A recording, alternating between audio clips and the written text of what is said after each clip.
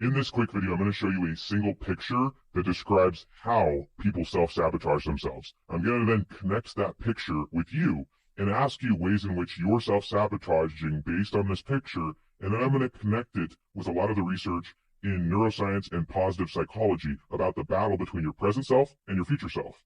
And basically what happens is that most of us, we set our future selves up for disaster because we're overly emphasizing our current comforts. There's a lot of research that shows that as human beings, we kind of put a magnifying glass and we overemphasize our emotions and our situation in the present.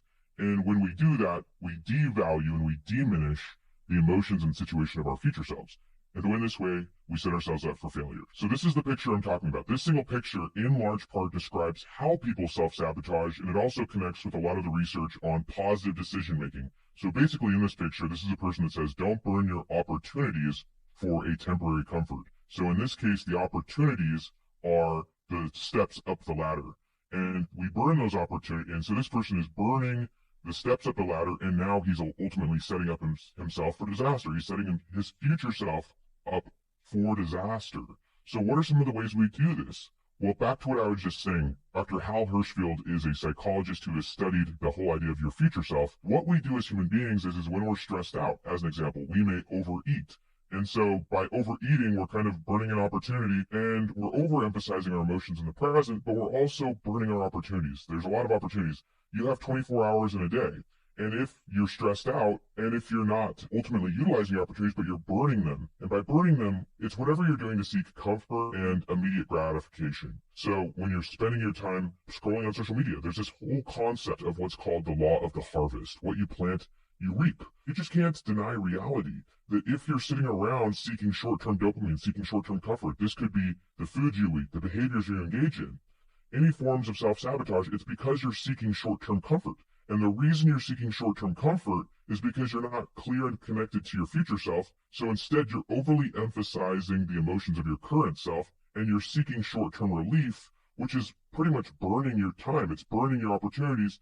And over time, what happens is your body adapts to that. For example, you may have a coping mechanism of when you're stressed, you consume alcohol, or you consume certain things, or you just jump on social media. You develop habits such that every time one input occurs, you start to feel stress, you then numb that effect, and this is really what addiction is, but you essentially numb that effect, and that becomes your coping mechanism. But over time, the thing that you're using to comfort yourself creates all sorts of additional problems to your future self, and so then what could have been doesn't be. And I'm saying this with a lot of compassion. We all have stresses. I have a lot of stresses, and it's okay. This isn't about perfection. I mean, I've certainly made a lot of mistakes, and my life is where it's at because of my good choices and my bad choices. I know that I've burned a lot of my great opportunities by seeking short-term comfort, by coping in unhealthy ways. And this is one of the essentially definitions of positive mental health, is it's healthy coping and adapting to life situations. There are positive and there are negative ways to cope with stress and to cope with situations. We all go through, for example, trauma. We go through stress. There's complexity in the outside environment. And how you cope with those situations determines the quality of your mental health. If you cope with stress with short-term comforts that will ultimately negatively impact over time your future self and create all sorts of problems for your future self, then that's going to, over time, create less mental and emotional health and well-being. There's a great book on this subject called Anti-Fragile, and in that book, he defines anti-fragile as the opposite of fragile. Things that are fragile, when there is stress or pressure or volatility, fragile things break. For example, if I push a glass vase off the chair and onto the ground, it's probably going to break. That's fragile. And so things that are fragile over time are likely to break and get worse. That's entropy. But he describes a concept he calls anti-fragile, which is the opposite of fragile, which is different from simply being strong or resilient. Resilience is just the ability to handle stress or pressure. But anti-fragile is something much more. Anti-fragile is something that actually gets better with stress, with pressure, with volatility.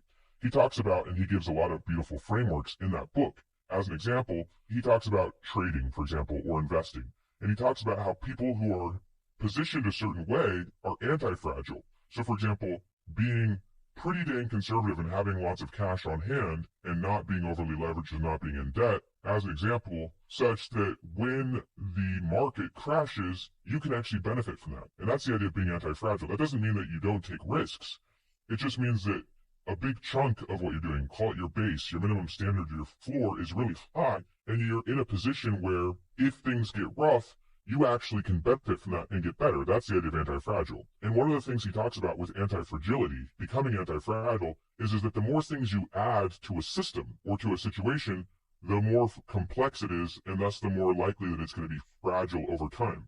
So, for example, if you add various medications, and this, obviously I'm not a doctor, and so don't take this as like health advice, and every situation is different, but by adding things to a situation, things become more complex. And things that are overly complex over time are more likely to be overly fragile. Whereas if you take certain things away, taking things away is likely to make things more anti-fragile. So if you're going to remove sugar as an example, then you're going to raise your floor and have a higher threshold such that if you're sick as an example, you're more likely to turn that into something beneficial.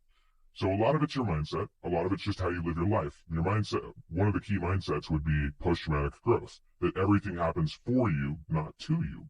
And so if you have that kind of mindset, then you can take any experience and you can turn it to a benefit. Main idea here is that to become anti-fragile, meaning that you're going to increase and improve with time and also with volatility, with pressures, with stressors, you want to remove things. You also want to healthily adapt to situations. You want to learn how to cope with situations in more beneficial ways that will make you better over time, not worse. This is the battle between your present and your future self. This is one image that shows how people basically set their future selves up for disaster. They burn the resources that would have been the steps towards their future self. They burn those on short-term comforts, and they thus burn their brains, they burn their genetics, they burn their health, they burn their situations, they burn their time. And then because they're not making progress with their time, because they're not healthily adapting, they're ultimately becoming increasingly fragile over time, and they're setting themselves up for disaster. And have a good day. See you in the next video.